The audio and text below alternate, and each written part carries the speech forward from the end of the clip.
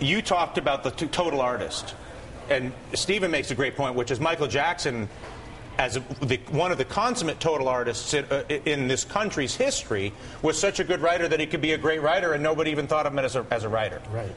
That he was such a great performer that the performance that he could put out was so much better than any performer today that people lose sight of the fact that the music that he wrote and the words that the lyrics that he wrote were also, again, a new standard, a different standard. And Charlie made the point earlier, Stephen, that he's the bar. Well, listen, you want to be a successful artist today, be better than Michael Jackson, and we'll give you a call. Well, actually, that's not true, because very few people on this planet Earth, if anybody, will ever be more successful than him. If that's the bar, then we're going to have a whole bunch of failed musicians out there. Let's just be real about that. I mean, there's no way that anybody, this guy, so Thriller sold 50 million But at least we know what great is. I think, not to speak for Chuck, but at least we know what the pinnacle is. He took greatness to another level. It's a great blueprint. Let me interrupt real quick just to mention that we're following live coverage here. You can see the chopper overhead on the left-hand side of your screen. This is over the family's compound in Encino, the Jackson family. They will be observing a private funeral this morning, closed to the public. In fact, we know that even some family friends have not been asked to attend.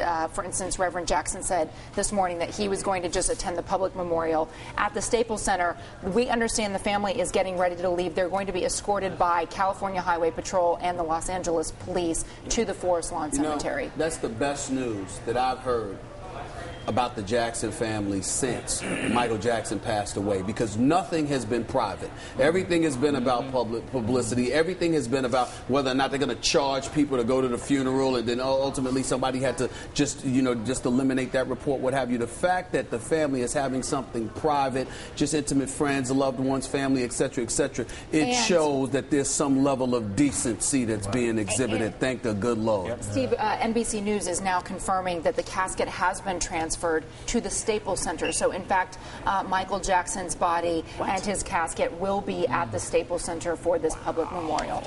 All right, You can hear Jonathan reacting there. Jonathan, did you want to jump in? Well, yeah, that's very surprising. I thought that there was going to be a private funeral service at a cemetery close by, where he would be surrounded by other legendary people in American entertainment. But the idea that the coffin will be there at the Staples Center, I think, adds a whole other element to this celebration. Can't call it anything else. Celebration of the life of this remarkable entertainer.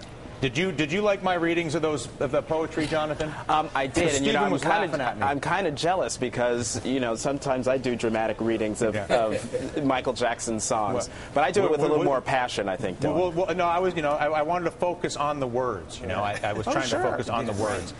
Ian Halpern is the author of a new book being released, Unmasked: The Final Years. It's a Michael Jackson book that speaks to the heart of what Contessa was talking about earlier on in our conversation, which is, as spectacular as this man's rise and contributions were, his descendancy into a very lonely and very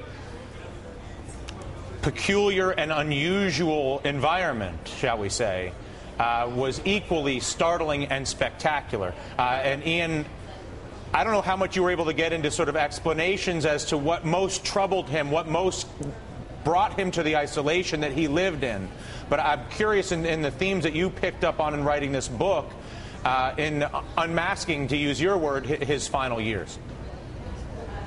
Well, first of all, Dylan, it's a very sympathetic portrayal of Michael. Let's not forget that this man, his legacy is indelible. It's going to live on forever. He transformed the pop music and the pop culture as well.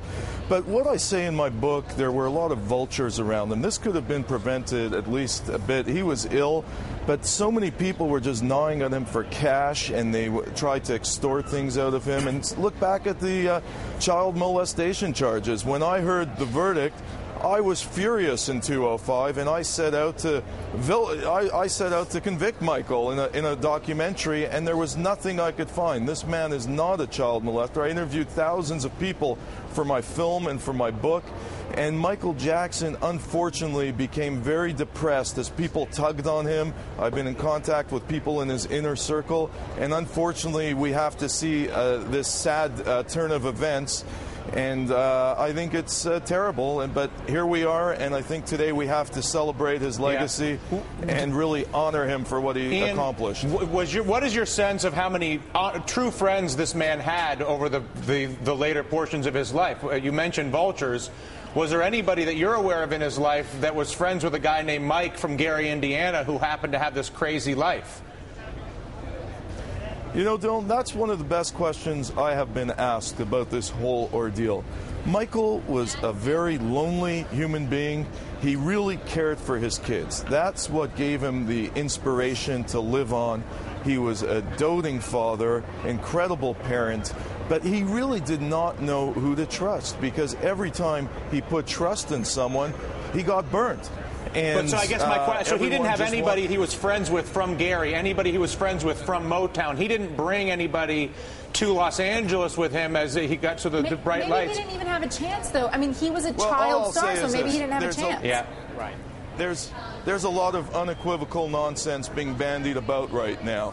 And I want to do due diligence. I want the authorities to do due diligence, because people have got to be held accountable for the way Michael Jackson, an American icon, pop icon, most famous person in the world, ended up. And we want answers, and I trust that the authorities are going to get to the bottom of this. Charlie, I mean, I don't know how. Here's the speculation, right? And let's just let's just be honest. We're at this meeting. Let's have the conversation. Please. This is a man who's a talented man, a peculiar and bizarre man. All those things are appropriate adjectives. And Stephen, I'm sure you'll have a few of your own. But before you get there, this is a man who was about to go on a big tour, who probably was looking to get some money from that tour. I would say, I mean, that's not too much of a leap on my part. He needed the money, wanted the money for whatever reasons. Doing rehearsals. Let me answer this. Hang on one second. He was in a culture where he was using prescription drugs, other drugs as part of his lifestyle, right? It stands to reason that somebody after that rehearsal or someone allowed him access to some sort of pharmaceutical that was at least partially responsible for his death. And I recognize that's a lot of conjecture and speculation on my part. And we're still waiting for the toxicology. That's not news. That's not toxicology. That's me sitting here looking at circumstances and saying, you tell me how it is. If you look at all these factors, am I crazy to even be thinking this? You saw the last... No, Dylan, you're actually right on the money here. Yeah, in go fact, ahead. I did not book my flight to London because I knew, and I predicted this on national TV in the UK the day he announced his comeback, that it would not happen. I was very skeptical. 50 concert dates. Michael was furious when this happened. He originally expected 10.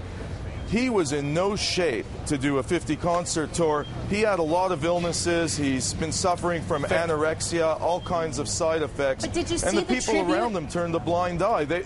They were more interested in getting him on a stage than getting him the right and who knows? But help. also, for all we know, Michael Jackson had a number of X million dollars, and he thought he could hit that number with 10, and they said, no, Michael, it's going to take 50 to get to that number. In other words, there's a conversation surely that was had prior about how many shows and all this, which I'm sure was tied to the money.